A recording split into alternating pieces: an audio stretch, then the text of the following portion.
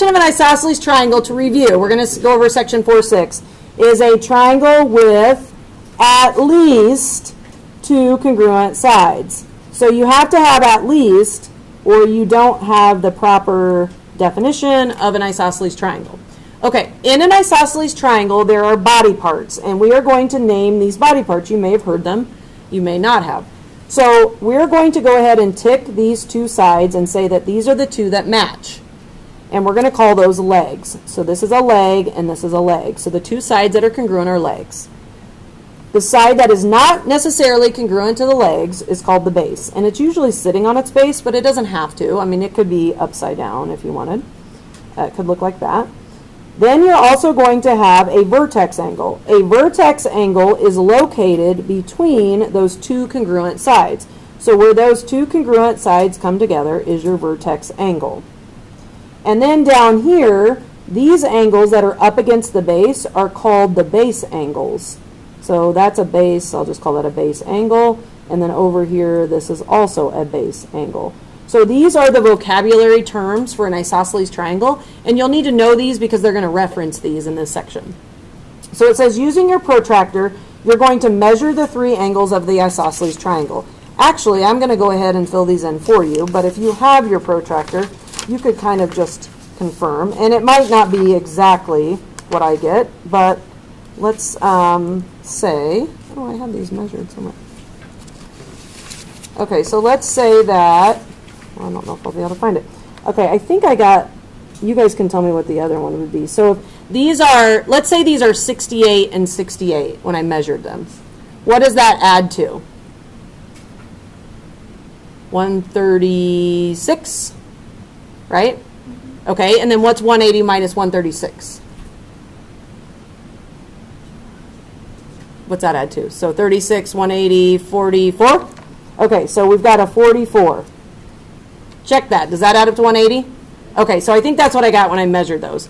Now, what we're going to do is notice what's true about the base angles. So when I measured these, and you can confirm when you measure them too, these base angles should match each other. So what do you notice about the base angles? They are congruent. And they will be if you have an isosceles triangle. The base angles will be congruent.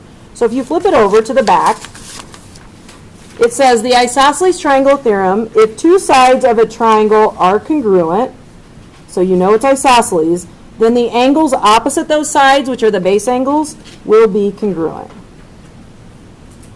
And then it says, do you think the converse is also true? And the answer is yes. You can actually flip this around and use the converse.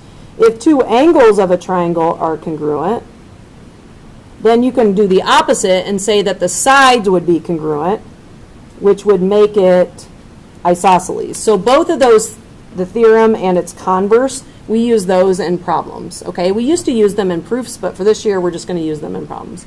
Okay, now we're going to skip this. If we have time, we'll come back to it.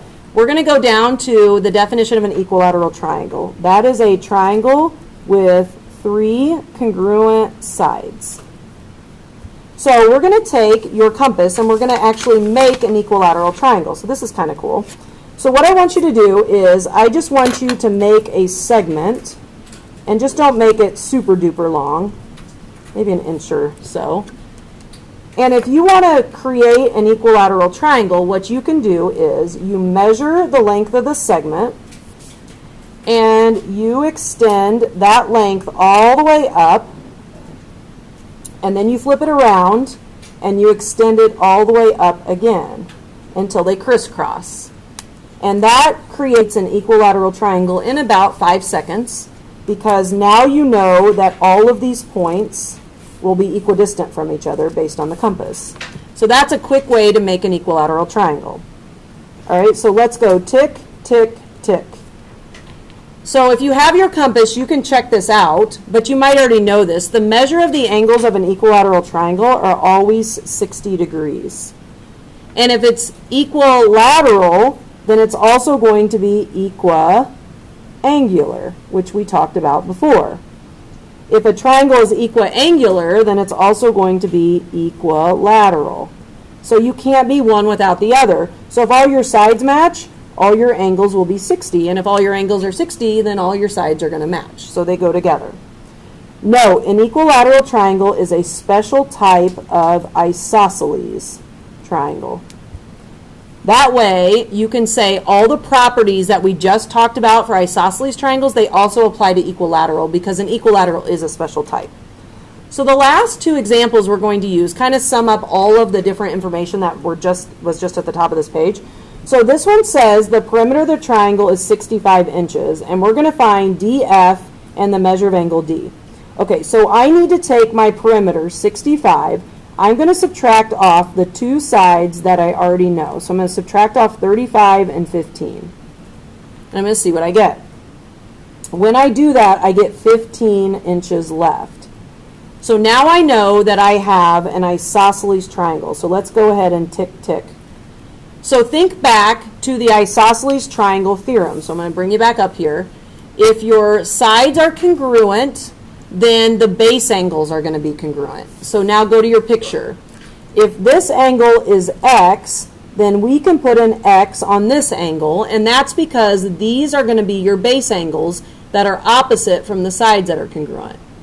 Now, think about a way that you could find x. So you're going to take your angles and you're going to add them up to 180 because they're actually angles, and angles always add up to 180. So it's going to be x plus 4x plus 12 equals 180. Now you're going to solve that for x. Okay, so if you solve that for x, I'm just going to write what you get because I know you can solve that. You're going to get a 28. But it's going to ask you to find the measure of angle D. So you're going to need to put 28 back in to find this angle measure. So picture plugging it back into this angle right here. So 4 times 28 plus 12. And so the measure of angle D is going to be a grand total of 124. So that is the measure of angle D. So that's using the fact that base angles are congruent. If you have an isosceles triangle, the base angles will be congruent. All right, so one more example. This triangle we have in this picture, it has these base angles are both marked as 2x.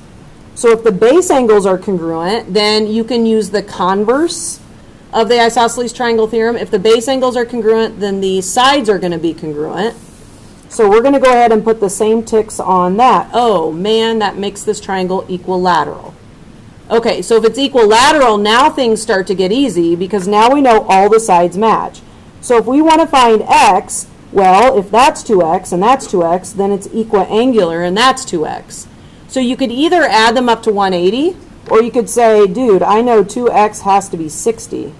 And that's because each angle of an equilateral triangle is 60, so x is 30. And that's a fast way to get x. Now, to get your y, you can say, well, I know all the sides match, so I know that 4y minus 5 has to equal 3 because all the sides match. So then when I solve that, I get y is 2. So again, that's just using the facts above about equilateral and isosceles triangles.